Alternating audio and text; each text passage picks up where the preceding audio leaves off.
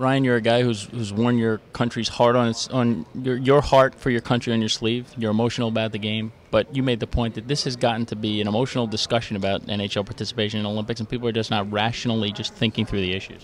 No, and I think they're flushed with the tenor of the summit, and I think there's a lot of pressure in the room from people who have a definite interest in having NHL players there without regard for the cost. You hear the Russians make impassioned pleas. Well, they've got the Olympic Games in Sochi, so I understand that. There's nothing wrong with that. And I think there's people still flushed with the success of the Vancouver Games, but we had a perfect storm there. We didn't get any bump out of Nagano. We didn't get any bump out of Torino in North America. And maybe it's worthwhile going because they did in the Czech Republic and they did in Sweden, but it's not that simple. And we've got teams losing $20, $30 million a year that are closing their doors for 17 days at a peak time of the season. It's not that simple. It wouldn't hurt us. It wouldn't hurt the Toronto Maple Leafs. We want to go. I want to go on behalf of Team USA. But it's not that simple. And I think people have to step back from an emotional viewpoint at a gathering like this and say, well, okay, how do we make this happen? How can we solve these problems?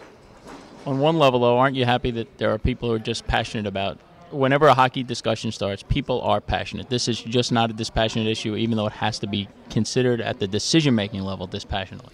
No, and that's one of the coolest things about this summit is you got a lot of great minds here. I'm excluding myself from that number, but a lot of great hockey minds from around the planet talking hockey for 4 days basically, and that's cool. That's fun, and the passion, to play this game, it's so hard, and what the parents put into it, and what the volunteers put into it, you have to love the game. So that's the cool part about it. Is the energy in that room and the love of the game is palpable.